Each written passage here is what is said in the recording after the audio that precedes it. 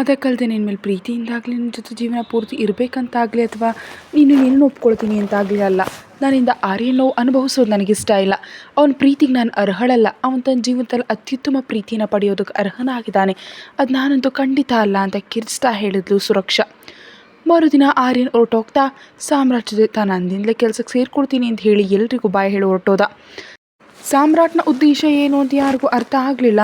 ಆರ್ಯನ್ ಹೊರ್ಟು ಹೋದ್ಮೇಲೆ ಸುರಕ್ಷಾ ಕೂಡ ಸುಮ್ಮನಾಗ್ಬಿಟ್ಲು. ಲಲಿತಾ ಅವ್ರು ಕೂಡ ಏನೂ ಮಾತಾಡಲಿಲ್ಲ. ಆ ನಂತರದ ದಿನದಿಂದ ಆರ್ಯನ್ ಬರೋದ್ರಿಂದ ವೈಶಾಲಿ ಅವರಿಗೆ ಫಿಸಿಯೋಥೆರಪಿ ಶುರು ಮಾಡಿದ್ರು. ಆರ್ಯನ್ ಮಧ್ಯದಲ್ಲಿ ತನ್ನ ವರ್ತನೆಯಲ್ಲಿ ಸುರಕ್ಷಾಳ ಮೇಲಿನ ಪ್ರೀತಿ ತಿಳಿಯುವಂತೆ ಮಾಡ್ತಿದ್ರೆ ಅದನ್ನು ನೋಡಿದ ಲಲಿತಾ ಅವರು ಒಂದು ದಿನ ಕೋಪದಿಂದ ಆರ್ಯನ್ ಕೈ ಹಿಡಿದು ಒಳಗೆ ಎಳ್ಕೊಂಡು ಹೋದರು. ಏನು ಆರ್ಯನ್ ನೀನು ಮಾಡ್ತಿರೋ ಕೆಲಸ? ನಾನೇನು ಮಾಡ್ತಿದ್ದೀನಿ ಆಂಟಿ? ವೈಶಾಲಿ ಆಂಟಿಗೆ ಚಿಕಿತ್ಸೆ ನೀಡ್ತಾ ಇದ್ದೀನಿ ಅಂದ ಆರ್ಯನ್. ನಾನು ಹೇಳ್ತಾ ಇರೋದು ನಮ್ಮ ಬೇಕರಿ ಚಿಕಿತ್ಸೆ ಬಗ್ಗೆ ಅಲ್ಲ, ಸುರಕ್ಷಾ ವಿಷಯದಲ್ಲಿ ನೀನು ಮಾಡ್ತಿರೋ ಕೆಲಸದ ಬಗ್ಗೆ ಕೇಳ್ತಾ ಇದ್ದೀನಿ. ಸುರಕ್ಷಾ ವಿಷಯದಲ್ಲ ನಾನೇನು ಮಾಡಿದೆ ಆಂಟಿ ಅಂತ ಕೇಳಿದ ಆರ್ಯನ್. ಲಲಿತಾ ಕೋಪದಿಂದ ಕೈ ಅಡ್ಡ ಹಾಕಿ, ಇನ್ನು ಸಾಕು ಆರ್ಯನ್, ಇನ್ನು ಮುಚ್ಚಿಡಬೇಡ, ನಿನ್ನ ಬಗ್ಗೆ ನನಗೆಲ್ಲ ಗೊತ್ತು. ಈಗಾಗಲೇ ನಮ್ಮ ಮಗಳಿಗೆ ಮದುವೆ ಆಗಿದೆ, ಒಬ್ಬ ಮಗನಿದ್ದಾನೆ. ಆದರೂ ನೀನು ಸುರಕ್ಷಾಳನ್ನು ಬೇಕು ಅನ್ನೋದು ನಿನ್ನ ತಪ್ಪು. ನಮ್ಮ ಅಳಿಯ ಏನೋ ಒಳ್ಳೆಯವನು, ಆದ್ದರಿಂದ ನಿನ್ನನ್ನು ಇನ್ನು ಈ ಮನೇಲಿ ಇರೋದಕ್ಕೆ ಬಿಟ್ಟಿದ್ದಾನೆ. ಅವನ ಒಳ್ಳೆತನವನ್ನು ನೀನು ಬಂಡವಾಳ ಮಾಡಿಕೊಂಡು ಅವರಿಬ್ಬರ ಮಧ್ಯೆ ಬರ್ತೀನಿ ಅಂದರೆ ಮಾತ್ರ ನಾನು ಸುಮ್ಮನೆ ಕೂರಲ್ಲ ಅಂದ್ಲು ಲಲಿತಾ. ನಾನೇನು ನಿಮ್ಮ ಮಗಳ ಜೀವನವನ್ನು ಅಪಾಯಕ್ಕೆ ತಳ್ತಿಲ್ಲ ಆಂಟಿ. ಇನ್ನು ನಿಜ ಹೇಳಬೇಕಂದ್ರೆ ನಾನೇ ನಿಮ್ಮ ಮಗಳು ಜೀವನ ಪೂರ್ತಿ ಸಂತೋಷವಾಗಿರಬೇಕು ಅಂತ ಬಯಸ್ತಿದ್ದೀನಿ. ಹಾಗೆ ಇರಿಸೋದಕ್ಕೆ ನಾನು ಅವಳ ಜೀವನಕ್ಕೆ ಬರಬೇಕು ಅಂತ ಅಂದ್ಕೊಳ್ತಾ ಇದ್ದೀನಿ. ನೀವು ಅಂದ್ಕೊಂಡಂತೆ ಸಾಮ್ರಾಟ್ ಜೊತೆ ಅವಳು ಎಂದಿಗೂ ಸಂತೋಷವಾಗಿರೋದಕ್ಕೆ ಸಾಧ್ಯ ಇಲ್ಲ. ಹಾಗೆಂತ ನಿನಗೆ ಹೇಳಿದ್ಲ ಆರ್ಯನ್? ಆದರೂ ನನ್ನ ಮಗಳ ಬಗ್ಗೆ ಯೋಚಿಸೋದಕ್ಕೆ ನೀನು ಯಾರು? ನಮಗೆ ತಿಳಿಯಲ್ವಾ ನಮ್ಮ ಮಗಳು ಯಾವುದು ಒಳ್ಳೆಯದು ಅಂತ ಯಾವುದು ಕೆಟ್ಟದ್ದು ಅಂತ? ಇನ್ನೊಂದು ಸಲ ನನ್ನ ಮಗಳು ಮತ್ತು ಅಳಿಯನ ಜೀವನದ ಬಗ್ಗೆ ಹೀಗೆ ಮಾತಾಡಿದ್ರೆ ಸುಮ್ಮನೆ ಬಿಡಲ್ಲ. ಅವಳು ಹೇಳಬೇಕಾಗಿಲ್ಲ ಆಂಟಿ, ಅವಳ ನಡವಳಿಕೆಯಲ್ಲಿ ತಿಳಿಯುತ್ತೆ ಸಾಮ್ರಾಟ್ ಬಗ್ಗೆ ಅವಳಿಗಿರೋ ಅಭಿಪ್ರಾಯ ಏನಂತ.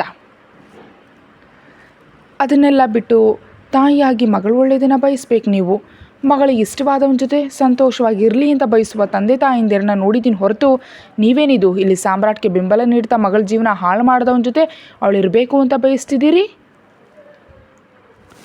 ಅದನ್ನೆಲ್ಲ ಕೇಳೋದು ನಿನಗೆ ಬೇಡದ ವಿಷಯ ಆರ್ಯನ್. ಇದು ಸಂಪೂರ್ಣವಾಗಿ ನಮ್ಮ ಕುಟುಂಬದ ವಿಚಾರ. ಈ ವಿಷಯದಲ್ಲಿ ನಿನಗೆ ಸಮಜಾಯಿಷಿ ನೀಡೋ ಅವಶ್ಯಕತೆ ನನಗಿಲ್ಲ. ಇನ್ನೊಂದು ಸಲ ಹೇಳ್ತಿದ್ದೀನಿ, ನನ್ನ ಮಗಳ ಜೀವನದಲ್ಲಿ ಮತ್ತೆ ತಲೆ ಹಾಕಿದ್ರೆ ನಾನು ಸುಮ್ಮನೆ ಇರಲ್ಲ ಅಂತ ಗಟ್ಟಿಯಾಗಿ ಹೇಳಿ ಹೊರಟು ಹೋದ್ಲು ಲಲಿತಾ. ಲಲಿತಾ ಅವರು ಹೋದ್ಮೇಲೆ ನಗ್ತಾ ಹೊರಬಂದ ಆರ್ಯನ್ ಯಾವಾಗಲೂ ಹಾಗೆ ವೈಶಾಲಿ ಅವರಿಗೆ ಚಿಕಿತ್ಸೆ ನೀಡ್ತಾ ಸುರಕ್ಷಾ ಜೊತೆ ಮತ್ತೆ ಆತ್ಮೀಯವಾಗಿ ಮಾತಾಡೋದಕ್ಕೆ ಶುರು ಮಾಡ್ದ. ಸಾಮ್ರಾಟ್ ಕಚೇರಿಗೂ ಹೋಗದೆ ಮನೆಯಲ್ಲೇ ಕೆಲಸ ಮಾಡ್ತಿರೋದ್ರಿಂದ ಆರ್ಯನ್ ವರ್ತನೆ ಸಾಮ್ರಾಟ್ಗೆ ತಿಳಿಯುತ್ತಲೇ ಇತ್ತು. ಆದರೆ ಆರ್ಯನ್ಗೆ ಏನು ಹೇಳಿದೆ ಅವನು ಗಮನಿಸ್ತಿದ್ದ. ಸುರಕ್ಷಾ ಎಲ್ಲಿವರೆಗೆ ಅವನಿಗೆ ಬೆಂಬಲ ನೀಡ್ತಾ ಸಾಮ್ರಾಟ್ನನ್ನು ದೂರ ಇಡ್ತಾಳೆ ಅಂತ ನೋಡ ಬಯಸಿದ್ದ. ಹೀಗೆ ದಿನಗಳು ಕಳೀತಾ ಹೋದ್ವು. 15 ದಿನಗಳಲ್ಲಿ ವೈಶಾಲಿಯವರಿಗೆ ಚಿಕಿತ್ಸೆ ಚೆನ್ನಾಗಿ ಕೆಲಸ ಮಾಡಿ ಕಾಲು ಬೆರಳುಗಳು ಕೈ ಬೆರಳುಗಳು ಮೆಲ್ಲಗೆ ಕದಲಿವೆ. ಅವ್ರ ತಲೆಯನ್ನು ಕೂಡ ಅಲ್ಲಾಡಿಸೋದಕ್ಕೆ ಶುರು ಮಾಡಿದ್ರು. ಸಾಮ್ರಾಟ್ ಕೂಡ ಮನೆಯಲ್ಲೇ ಇರೋದ್ರಿಂದ ಸುರಕ್ಷಾಳಿಗೆ ತನ್ನ ಬಗ್ಗೆ ನಂಬಿಕೆ ಮತ್ತು ಸಕಾರಾತ್ಮಕ ಭಾವನೆ ತರಲು ತುಂಬ ಪ್ರಯತ್ನಿಸ್ತಿದ್ದಾನೆ. ಸುರಕ್ಷಾಳನ್ನು ಬಿಡದೆ ಅಂಟ್ಕೊಂಡೇ ಇರ್ತಾನೆ. ಅವಳು ಕೋಪ ತೋರಿಸ್ತಿದ್ರು ಬೇಜಾರು ಮಾಡಿಕೊಳ್ಳದೆ ಅವಳ ಜೀವನ ಪರ್ಯಂತ ಅವಳ ಕೈ ಬಿಡೋದಿಲ್ಲ ಅಂತ ತೋರಿಸ್ತಾ ಪ್ರತಿಯೊಂದು ಕೆಲಸದಲ್ಲಿ ಅವಳ ಜೊತೆ ಇರುತ್ತಾ ಅವಳನ್ನ ನಗಿಸ್ತಾ ಕಿಚ್ಚಾಯಿಸ್ತಾ ಸದಾ ಅವಳ ಬೆನ್ನ ಹಿಂದೆ ಇರ್ತಾನೆ ಸಾಮ್ರಾಟ್. ಆದರೆ ಎಂದು ದೈಹಿಕವಾಗಿ ಅವಳ ಲಾಭ ಪಡೆಯೋದಕ್ಕೆ ಪ್ರಯತ್ನಿಸೋದಿಲ್ಲ. ಹಾಗೆ ಅಂತ ಅವಳನ್ನ ಪೂರ್ತಿಯಾಗಿ ದೂರವಂತೂ ಇಡೋದಿಲ್ಲ, ಕೇವಲ ತನ್ನ ಪ್ರೀತಿನ ವ್ಯಕ್ತಪಡಿಸ್ತಿದ್ದಾನೆ. ಸುರಕ್ಷಾ ಕೂಡ ಸಾಮ್ರಾಟ್ ಹಠಕ್ಕೆ ಬೇಸತ್ತು ಅವನೇನಾದರೂ ಮಾಡಿಕೊಳ್ಳಿ ಅಂತ ತಾನು ಗಮನಿಸಿದಂತಿರ್ತಾಳೆ. ಸುರಕ್ಷಾ ವೈಶಾಲಿ ಅವರು ಗುಣಮುಖರಾಗೋದನ್ನೇ ಕಾಯ್ತಾ ಇದ್ದಾಳೆ. ಸ್ವಲ್ಪವಾಗಿ ವೈಶಾಲಿಯವರ ಆರೋಗ್ಯದಲ್ಲಿ ಹೇಗೆ ಬದಲಾವಣೆ ಬರ್ತಿದೆಯೋ ಹಾಗೆ ಸುರಕ್ಷಾಳ ಮನಸ್ಸಿನಲ್ಲಿ ಕೂಡ ಸಾಮ್ರಾಟ್ ಬಗ್ಗೆ ಬದಲಾವಣೆ ಶುರುವಾಗಿದೆ. ಅವನ ಮೇಲೆ ತುಂಬ ಪ್ರೀತಿ ಇಲ್ಲದಿದ್ದರೂ ಕನಿಷ್ಠ ಪಕ್ಷ ದ್ವೇಷವಂತೂ ಇಲ್ಲದಂತಾಗಿದೆ.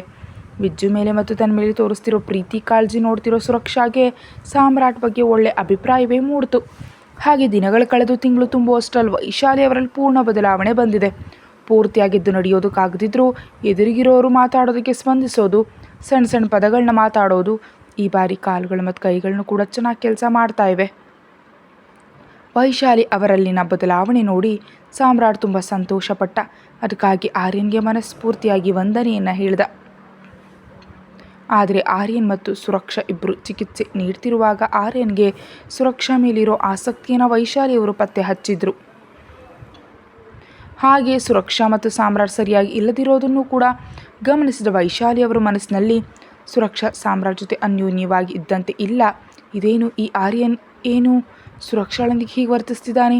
ಅವನ ಕಣ್ಣುಗಳಲ್ಲಿ ಸುರಕ್ಷಾ ಬಗ್ಗೆ ಇಷ್ಟಕ್ಕಿಂತ ಮೀರಿದ ಭಾವನೆ ಸ್ಪಷ್ಟವಾಗಿ ಕಾಣಿಸ್ತಿದೆ ನನಗೆ ಅಂತ ಆಲೋಚನೆಯಲ್ಲಿ ಮುಳುಗಿದ್ರು ವೈಶಾಲಿಯವರು. ಹೀಗೆ ದಿನಗಳು ಕಳೆದು ವೈಶಾಲಿಯವರ ಪರಿಸ್ಥಿತಿ ಸ್ಥಿರವಾಗಿದ್ದು ಇನ್ನೇನು ಕೆಲವೇ ದಿನಗಳಲ್ಲಿ ಅವರು ಗುಣಮುಖರಾಗ್ತಾರೆ ಅನ್ನೋ ನಂಬಿಕೆ ಬಂದ ಆರ್ಯನ್ ಒಂದು ದಿನ ಸುರಕ್ಷಾ ವೈಶಾಲಿಯವರ ಕಾಲುಗಳಿಗೆ ಮತ್ತು ಕೈಗಳಿಗೆ ಎಣ್ಣೆ ಹಾಕಿ ಚೆನ್ನಾಗಿ ಮಸಾಜ್ ಮಾಡ್ತಾ ಅಲ್ಲೇ ಕೂತಿದ್ದಾಗ ಚಿಕಿತ್ಸೆ ನೀಡೋದಕ್ಕೆ ಆ ರೂಮಿಗೆ ಬಂದ ಆರ್ಯನ್ ಬರ್ತಿದ್ದಂತೆ ಅಲ್ಲಿಂದ ಹೊರಟು ಹೋಗಲು ಬಯಸಿದ ಸುರಕ್ಷಾಳ ಕೈ ಹಿಡಿದು ತಡೆದ ಆರ್ಯನ್ ಕೈ ಹಿಡಿದು ತಡೆದ ತಕ್ಷಣ ಕೋಪದಿಂದ ಹಿಂದೆ ತಿರುಗಿದ ಸುರಕ್ಷಾ ಆರ್ಯನ್ನ ನೋಡಿ ಗಬಕ್ಕನೆ ಪಕ್ಕದಲ್ಲಿ ನೋಡಿದಾಗ ವೈಶಾಲಿ ಅವರು ನಿದ್ರಿಸ್ತಿರೋದು ಕಂಡು ಬಂದಿದ್ದಕ್ಕೆ ಸ್ವಲ್ಪ ಸಮಾಧಾನಗೊಂಡು ಕೋಪದಿಂದ ಆರ್ಯನ್ ಕೈಯನ್ನು ಕೊಡವುಕೊಂಡು, ಆರ್ಯನ್ ಏನು ಇದನ್ನು ಕೈ ಬಿಡು ಅಂದ್ಲು ಕೋಪದಿಂದ. ಬಿಡೋದಕ್ಕಲ್ಲ ಸುರಕ್ಷಾ ಈ ಕೈ ಹಿಡಿದಿದ್ದು, ಯಾವತ್ತೂ ಬಿಡೋದಿಲ್ಲ ಅನ್ನೋಕೆ ಅಂದ ಆರ್ಯನ್. ಅದು ನಡೆಯೋದು ಕೆಲಸ ಅಂತ ಹೇಳಿದ್ದೇನೆ ತಾನೇ ಆರ್ಯನ್, ಇನ್ಯಾಕೆ ಹೀಗೆ ಇಲ್ಲೇ ಇದ್ದು ನನ್ನನ್ನು ನೋಡ್ತಾ ನೀನೇ ನೋವು ಕೊಟ್ಕೊಳ್ತಾ ನನಗೆ ಯಾಕೆ ನೋವು ಕೊಡ್ತಿದ್ಯಾ? ಪ್ಲೀಸ್ ಆರ್ಯನ್ ಇನ್ನು ಇಲ್ಲಿಂದ ಹೋಗ್ಬಿಡು ಅಂದ್ಲು ಸುರಕ್ಷಾ. ನೀನು ಸಾಮ್ರಾಟ್ ಜೊತೆ ಸಂತೋಷವಾಗಿದ್ದಿದ್ರೆ ನಾನಿಲ್ಲಿ ಇರ್ತಾ ಇರಲಿಲ್ಲ ಸುರಕ್ಷಾ. ನೀನು ಸಾಮ್ರಾಟ್ನನ್ನು ಒಪ್ಕೊಂಡಿದ್ರೆ ನಾನು ನಿಮ್ಮಿಬ್ಬರ ಮಧ್ಯೆ ಬರ್ತಾ ಇರಲಿಲ್ಲ. ನಿನ್ನ ಮನಸ್ಸು ತಪ್ಪು ಮಾಡಿದವನನ್ನು ಒಪ್ಕೊಳ್ತಿಲ್ಲ. ನಿನ್ನ ಮನಸ್ಸಿನಲ್ಲಿ ಎಂದಿಗೂ ಅವನಿಗೆ ಸ್ಥಾನ ಇಲ್ಲ ಅಂತ ತಿಳಿದ ಮೇಲೆ ನಿನ್ನೊಬ್ಬಳೇ ಬಿಟ್ಟು ಹೇಗೆ ಹೋಗಲಿ ಸುರಕ್ಷಾ? ಅಂದು ನಿನ್ನ ನೋವೇನು ಅಂತ ತಿಳಿಯದೆ ನಿನಗೆ ದೂರ ಇದ್ದದಕ್ಕೆ ನಿನ್ನ ಜೀವನ ಹಾಳಾಯಿತು. ಅಂಥದ್ರಲ್ಲಿ ಈಗ ಎಲ್ಲ ತಿಳಿದ ಮೇಲೆಯೂ ನಿನ್ನ ಇಂಥ ಪರಿಸ್ಥಿತಿಯಲ್ಲಿ ಹೇಗೆ ಬಿಟ್ಟು ಹೋಗಲಿ ಅಂದ್ಕೊಂಡೆ? ಹೋಗ್ತೀನಿ ಸುರಕ್ಷಾ, ಆದರೆ ಒಬ್ಬನೇ ಅಲ್ಲ ನಿನ್ನ ಕರ್ಕೊಂಡು ಜೊತೆಯಾಗಿಯೇ ಅಂತ ದೃಢವಾಗಿ ಹೇಳಿದ ಆರ್ಯನ್. ಸುರಕ್ಷಾ ಆವೇಶದಿಂದ ಬಾಯಿ ಮುಚ್ಚು ಆರ್ಯನ್, ಅಸಲು ಏನು ಮಾತಾಡ್ತಿದ್ಯಾ ಅಂತ ನಿನಗೆ ಗೊತ್ತಿದೆಯಾ? ನನಗೀಗಾಗಲೇ ಮದುವೆ ಆಗಿದೆ, ಒಬ್ಬ ಮಗನಿದ್ದಾನೆ. ಅಂಥದ್ರಲ್ಲಿ ನನ್ನನ್ನು ಕರ್ಕೊಂಡು ಹೋಗೋದು ಅಂದರೆ ಏನು? ಹುಚ್ಚು ಹಿಡ್ತಿದ್ಯಾ? ಸಾಮ್ರಾಟ್ಗೆ ವಿಷಯ ತಿಳಿದ್ರೆ ನಿನ್ನ ಸುಮ್ಮನೆ ಬಿಡೋದಿಲ್ಲ ಅಂದ್ಲು ಸುರಕ್ಷಾ. ಆರ್ಯನ್ ನಗ್ತಾ, ಸಾಮ್ರಾಟ್ಗೆ ತಿಳಿದರೆ ಬಿಡದಿರೋದು ಏನು ಸುರಕ್ಷಾ? ಹಸಲಿಗೆ ನಿನ್ನ ಕರ್ಕೊಂಡು ಹೋಗೋದಕ್ಕೆ ಅನುಮತಿ ನೀಡಿದ್ದೆ ಸಾಮ್ರಾಟ್ ಅಂತ ಹೇಳಿದಾಗ ಈ ಬಾರಿ ಆಶ್ಚರ್ಯ ಪಡೋದು ಸುರಕ್ಷಾ ಸರದಿಯಾಯಿತು. ಏನು ನೀನು ಸುಳ್ಳು ಹೇಳ್ತಿದ್ಯಾ? ಸಾಮ್ರಾಟ್ ನನ್ನ ಬಿಟ್ಟುಕೊಡೋ ಪ್ರಶ್ನೆಯೇ ಇಲ್ಲ. ಅವನು ಖಂಡಿತವಾಗಿ ನನ್ನ ಬಿಡಲ್ಲ. ಅಯ್ಯೋ ಸುರಕ್ಷಾ, ಅದೇ ನಿನ್ನ ಅಜ್ಞಾನ. ಸಾಮ್ರಾಟ್ ಬಿಡಲ್ಲ ಅನ್ನೋದಲ್ಲ, ನಿನ್ನ ಬಿಟ್ಕೊಡಲು ಸಿದ್ಧನಿದ್ದಾನೆ ಸಾಮ್ರಾಟ್. ಹಾಗಂತ ನೀನು ಹೇಳಿದ ತಕ್ಷಣ ನಿಜ ಅಂತ ನಂಬ್ತೀನಿ ಅಂದ್ಕೊಂಡು ಆರ್ಯನ್? ಸತ್ರು ನಂಬಲ್ಲ. ಆದರೂ ಸಾಮ್ರಾಟ್ ನನ್ನ ಬಿಡೋದು ಅಂದರೆ ಏನು? ಸಾಮ್ರಾಟ್ನನ್ನು ನಾನು ಬಿಟ್ಟುಬಿಡ್ತೀನಿ ಅಂತ ಹೇಳಿದ್ನಲ್ಲ, ಹಾಗೆಂದ ಮಾತ್ರಕ್ಕೆ ನಿನ್ನನ್ನು ಒಪ್ಕೊಳ್ತೀನಿ ಅಂತಲೂ ಹೇಳ್ತಿಲ್ಲ. ಮತ್ತೇನು ಮಾಡ್ತೀಯಾ ಸುರಕ್ಷಾ? ಇತ್ತ ಸಾಮ್ರಾಟ್ ನನ್ನ ಒಪ್ಕೊಳ್ಳಲ್ಲ, ಅತ್ತ ನನ್ನನ್ನು ಒಪ್ಕೊಳ್ಳಲ್ಲ, ಒಬ್ಬಳೆ ಮಗನ ಜೊತೆ ಜೀವನ ಪೂರ್ತಿ ಕಳೆದು ಬಿಡ್ತೀಯಾ ಅಂದ ವ್ಯಂಗ್ಯವಾಗಿ. ಅದು ನನ್ನ ಜೀವನಕ್ಕೆ ಸಂಬಂಧಿಸಿದ ವಿಷಯ, ನಿನಗಿದ್ರಲ್ಲಿ ಯಾವುದೇ ಸಂಬಂಧ ಇಲ್ಲ. ನಿನ್ನ ಪ್ರವೇಶವೂ ಬೇಡ. ಇನ್ನು ಎಷ್ಟು ದಿನ ಸುರಕ್ಷಾ ಹೀಗೆ? ಸಾಮ್ರಾಟ್ ಮೇಲೆ ನಿನಗೆ ಪ್ರೀತಿಯೂ ಇಲ್ಲ, ಅವನು ಮಾಡಿದ ತಪ್ಪನ್ನು ನೀನು ಎಂದಿಗೂ ಕ್ಷಮಿಸಲಾರೆ. ಆದ್ದರಿಂದ ನೀನು ಎಷ್ಟು ದಿನ ಹೀಗೆ ನರಕ ಅನುಭವಿಸ್ತೀಯ? ನಾನು ಹೇಳಿದ್ನ ನಿನಗೆ ನರಕ ಅನುಭವಿಸ್ತಿದ್ದೀನಿ ಅಂತ. ಆರ್ಯನ್, ನೀನು ಇನ್ನೊಂದು ಸಲ ಏನಾದರೂ ಸಾಮ್ರಾಟ್ ಬಗ್ಗೆ ಮಾತಾಡಿದ್ರೆ ನಾನು ನಿಜಕ್ಕೂ ಒಪ್ಪಲ್ಲ ಅಂದ್ಲು ಸುರಕ್ಷಾ ಕೋಪದಿಂದ. ಆರ್ಯನ್ ನಗ್ತಾ, ಏನು ಸುರಕ್ಷಾ, ಸಾಮ್ರಾಟ್ ಜೊತೆ ಇರಲ್ಲ ಅಂತೀಯ, ಮತ್ತು ಸಾಮ್ರಾಟ್ನ ಒಂದು ಮಾತು ಕೂಡ ಅನ್ನೋದಕ್ಕೆ ಬಿಡ್ತಾ ಇಲ್ಲ. ಹಸಲಿಗೆ ನೀನು ಏನು ಮಾತಾಡ್ತಾ ಇದೆಯಾ? ಏನು ಮಾಡ್ತಿದ್ಯಾ? ನಿನಗಾದರೂ ತಿಳಿತಿದೆಯಾ? ಕನಿಷ್ಠ ಪಕ್ಷ ನಿನಗಾದರೂ ಒಂದು ಸ್ಪಷ್ಟತೆ ಇದೆಯಾ? ಸುರಕ್ಷಾ ಅಸಹನೆಯಿಂದ, ಅದೆಲ್ಲ ನಿನಗೆ ಬೇಡದ ವಿಷಯ ಆರ್ಯನ್. ನಾನು ಹೇಗೆ ಮಾತಾಡ್ತೀನಿ, ಏನು ಮಾಡ್ತೀನಿ ಅದು ಸಂಪೂರ್ಣವಾಗಿ ನನ್ನಿಷ್ಟ. ನಿನಗೆ ಯಾವುದೇ ಸಂಬಂಧ ಇಲ್ಲ ಇದಕ್ಕೆ. ಅಗತ್ಯ ಇದೆ ಸುರಕ್ಷಾ, ನನಗೆ ಅಗತ್ಯ ಇದೆ. ಯಾಕಂದರೆ ನಿನ್ನನ್ನು ಮೊದಲಿನಿಂದಲೂ ಪ್ರೀತಿಸ್ತಿರೋನಾಗಿ ಅದು ನನಗೆ ಬೇಕು. ನಿನ್ನನ್ನು ಸಂತೋಷವಾಗಿ ನೋಡೋ ಹಕ್ಕು ನನಗಿದೆ, ಅದಕ್ಕೆ ಹೇಳ್ತಿದ್ದೀನಿ. ಎಷ್ಟು ದಿನ ಹೀಗೆ ನಿನ್ನೊಳಗೆ ನೀನೇ ಕೊರಗ್ತಾ ಇತ್ತ ಸಾಮ್ರಾಟ್ನನ್ನು ಒಪ್ಕೊಳ್ಳೋದಕ್ಕಾಗದೆ ಇನ್ನೂ ನೋವು ಪಡ್ತಾ ಇರ್ತೀಯ? ಒಂದು ಸಲ ನಿನ್ನ ಮನಸ್ಸಿನ ಮಾತನ್ನು ಧೈರ್ಯವಾಗಿ ಹೇಳು. ಇವಾಗಲೇ ಹೋಗಿ ನಾವು ಮದುವೆ ಆಗೋಣ. ಬೇಕಿದ್ರೆ ನಿಮ್ಮ ತಂದೆಯವ್ರ ಜೊತೆ ನಾನು ಮಾತಾಡ್ತೀನಿ. ಒಂದು ಸಲ ನೀನು ಹ್ಞೂ ಅನ್ನು, ಈ ರಾವಣ ಸೆರೆಯಿಂದ ನಾನು ನಿನ್ನ ಬಿಡಿಸ್ತೀನಿ. ಪ್ಲೀಸ್ ಸುರಕ್ಷಾ ಅನ್ನುತ್ತಾ ಸುರಕ್ಷಾಳಿ ಎರಡೂ ಕೈಗಳನ್ನ ಮತ್ತೆ ಹಿಡ್ಕೊಂಡ. ಇನ್ನು ಆವೇಶ ತಡೆಯಲಾಗದ ಸುರಕ್ಷಾ ಗಟ್ಟಿಯಾಗ ಕೈಯನ್ನು ಕೊಡ್ತಾ, ಬಾಯಿ ಮುಚ್ಚು ಆರ್ಯ, ಅಸಲು ಏನು ಮಾತಾಡ್ತಿದ್ಯಾ ಅಂತ ನಿಂಗೆ ತಿಳಿತಿದ್ಯಾ? ಒಂದು ಕಡೆ ನಿನ್ನ ಇಷ್ಟ ಇಲ್ಲ ಅಂತ ಹೇಳ್ತಿದ್ರು ಕೂಡ ಮತ್ತೆ ಮತ್ತೆ ಪ್ರೀತಿ ಮದುವೆ ಅಂತಿದೆಯಲ್ಲ, ನಿಂಗೆ ನಾಚಿಕೆ ಆಗಲ್ವಾ? ನಿನ್ನ ಇಷ್ಟ ಇಲ್ಲ ಅಂತ ಹೇಳ್ತಿರೋ ಒಬ್ಬ ಹೆಣ್ಣಿನ ಕೈ, ಅದರಲ್ಲಿಯೂ ಮದುವೆಯಾಗಿ ಒಬ್ಬ ಮಗನಿರೋ ಹೆಣ್ಣಿನ ಕೈ ಹಿಡಿಯೋದಕ್ಕೆ ಸ್ವಲ್ಪವೂ ಸಭ್ಯತೆ ಸಂಸ್ಕಾರ ಇಲ್ವಾ ನಿನಗೆ? ಇಷ್ಟು ದಿನ ನೀನು ಒಬ್ಬ ಒಳ್ಳೆಯ ಪ್ರೇಮಿ ಅಂತ ಅಂದ್ಕೊಂಡಿದ್ದೆ. ಇಷ್ಟೆಲ್ಲ ಹೇಳ್ತಿದ್ರು ಇನ್ನು ನಾನೇ ಬೇಕಂತಿದ್ಯಾ ಅಂದರೆ ಅಸಲಿಗೆ ನಿಂದು ಪ್ರೀತಿಯೇ ಅಲ್ಲ. ನಿನಗೆ ನಿಜಕ್ಕೂ ಪ್ರೀತಿ ಅನ್ನೋದೇ ಇಲ್ಲ. ನೀನು ಕೇವಲ ನನ್ನ ದೇಹಕ್ಕೋಸ್ಕರ ಈಗ ಮಾತಾಡ್ತಿದ್ಯಾ? ನಿನ್ನಂಥವನ್ನ ನಂಬಿ ಮನೆಯಲ್ಲಿಟ್ಟಿದ್ದಕ್ಕೆ ಸಾಮ್ರಾಟ್ನನ್ನು ಅನ್ಬೇಕು. ಇವಾಗಲೇ ಹೇಳ್ತೀನಿ ಸಾಮ್ರಾಟ್ಗೆ ನಿನ್ನ ನಿಜವಾದ ಬಣ್ಣ ಏನು ಅಂತ ಆವೇಶದಿಂದ ಅಲ್ಲಿಂದ ಹೊರಟು ಹೋದ್ಲು. ಸುರಕ್ಷಾ ಹೋದ್ಮೇಲೆ ಆರ್ಯನ್, ನನಗೆ ಗೊತ್ತು ಸುರಕ್ಷಾ, ನೀನು ಇಷ್ಟ ಇಲ್ಲದೆ ಬಲವಂತವಾಗಿ ನಿನ್ನ ಜೀವನಕ್ಕೆ ಬಂದವನನ್ನು ನೀನು ಒಪ್ಕೊಳ್ಳೋದಕ್ಕೆ ಆಗ್ತಿಲ್ಲ ಅಂತ. ನಿನ್ನ ಮನಸ್ಸು ಬದಲಾಗೋವರೆಗೆ ನಾನು ನಿನಗೆ ಕಾಯುತ್ತಲೇ ಇರ್ತೀನಿ ಸುರಕ್ಷಾ ಅಂದ್ಕೊಂಡು ವೈಶಾಲಿ ಅವರಿಗೆ ಚಿಕಿತ್ಸೆ ನೀಡಿದೆ ಅಲ್ಲಿಂದ ಅಸಹನೆಯಿಂದ ಹೊರಟೋದ. ಅವರಿಬ್ಬರು ಹೋದ್ಮೇಲೆ ತೆರೆದ ವೈಶಾಲಿ ಅವರ ಕಣ್ಣಿಂದ ಕಣ್ಣೀರು ಅವರ ಅರಿವಿಲ್ಲದೆಯೇ ಹನಿ ಹನಿಯಾಗಿ ಉರುಳುತ್ತಿತ್ತು.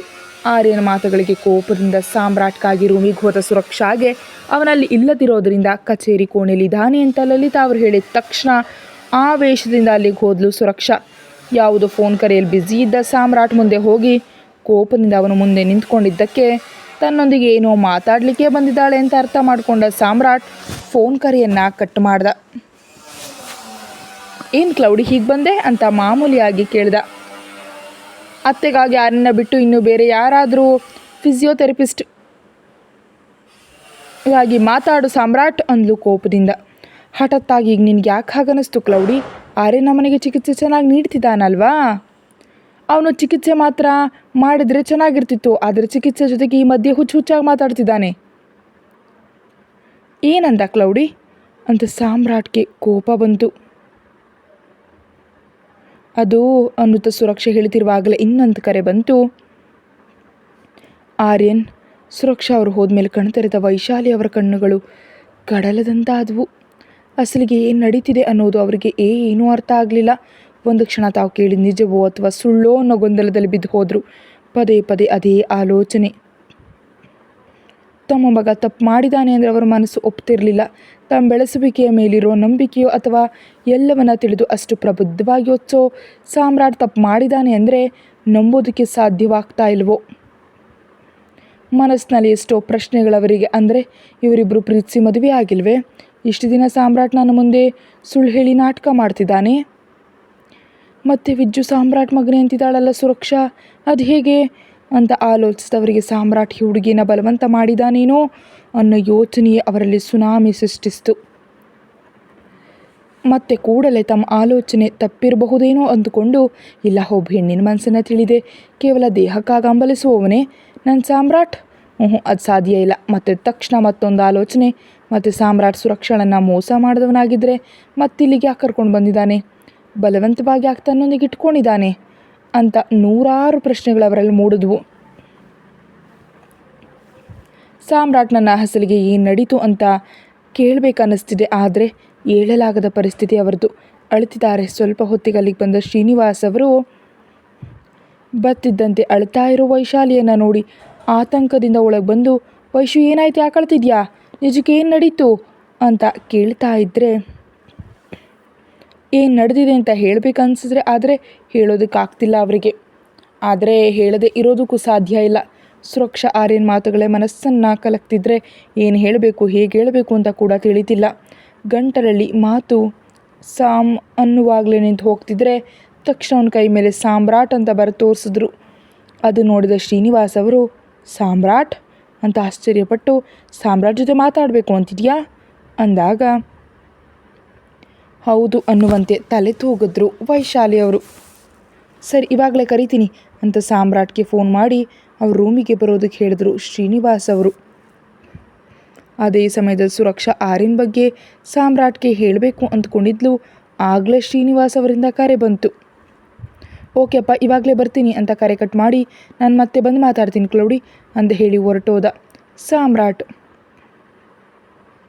ಸಾಮ್ರಾಟ್ ಬಂದ ತಕ್ಷಣ ಹತ್ತಿರುವಂತೆ ಇರೋ ತಾಯಿಯ ಮುಖ ನೋಡಿ ಆತಂಕದಿಂದ ಅವ್ರ ಪಕ್ಕದಲ್ಲಿ ಕೂತು, ಅಮ್ಮ ಯಾಕೆ ನಿನ್ನ ಮುಖ ಹೀಗಿದೆ, ಏನು ನಡೀತು ಅಪ್ಪ, ಅಮ್ಮ ಯಾಕೆ ಹತ್ತಿದ್ದಾರೆ ಅಂತ ಗಾಬರಿಯಿಂದ ಕೇಳಿದ ಸಾಮ್ರಾಟ್. ಪಕ್ಕದಲ್ಲೇ ಕೂತ ಸಾಮ್ರಾಟ್ ಕಡೆ ಕೋಪದಿಂದ ಕಿಡಿಕಾರ್ತಾ ನೋಡಿದ್ರು ವೈಶಾಲಿ ಅವರು. ವೈಶಾಲಿ ಅವ್ರ ಮುಖ ನೋಡಿದಾಗ ಅವ್ರ ಕಣ್ಣುಗಳಲ್ಲಿ ಕೋಪ ಸ್ಪಷ್ಟವಾಗಿ ಕಾಣ್ತವನಿಗೆ. ಆದರೆ ಅವ್ರ ಕೋಪಕ್ಕಿರೋ ಹಿಂದಿನ ಕಾರಣ ಏನು ಅಂತ ಅರ್ಥ ಆಗಲಿಲ್ಲ. ತಿಳಿಬೇಕು, ಏನಾಯಿತು ಅಮ್ಮ, ಯಾಕಷ್ಟು ಕೋಪವಾಗಿದೆಯಾ ಅಂತ ಆತಂಕದಿಂದ ಕೇಳ್ದ.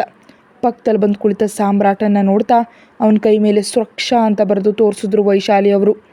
ಅದನ್ನು ನೋಡಿದ ಸಾಮ್ರಾಟ್, ಸುರಕ್ಷಾ ಜೊತೆ ಮಾತಾಡಬೇಕಾ ಅಂತ ಕೇಳ್ತಾ ಇರುವ ಸಾಮ್ರಾಟ್ನನ್ನು ಅಸಹ್ಯವಾಗಿ ನೋಡ್ತಾ, ಸುರಕ್ಷಾಳನ್ನು ನೀನು ಇಷ್ಟಪಟ್ಟು ಮದುವೆ ಆಗಲಿಲ್ವಾ ಅಂತ ಕೇಳಿದ್ರು ವೈಶಾಲಿ ಅವರು.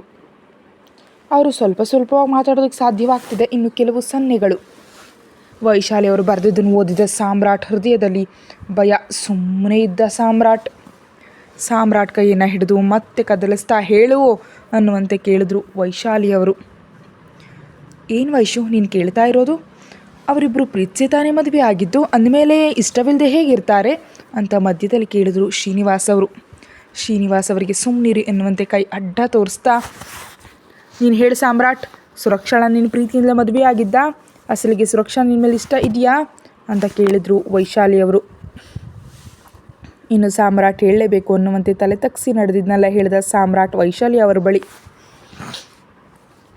ಮಗ ಹೇಳಿದ್ನೆಲ್ಲ ಕೇಳಿದ ಆ ತಂದೆ ತಾಯಿ ಇಬ್ಬರಲ್ಲೂ ಆವೇಶ, ಕೋಪದ ಜೊತೆ ಸಾಮ್ರಾಟ್ ಮೇಲೆ ಅಸಹ್ಯ ಕೂಡ ಉಕ್ಕು ಬಂತು. ವೈಶಾಲಿ ಅವರು ಸಾಮ್ರಾಟ್ ಕೆನ್ನೆಗೆ ಬಲವಾಗಿ ಬಾರಿಸಿದ್ರು.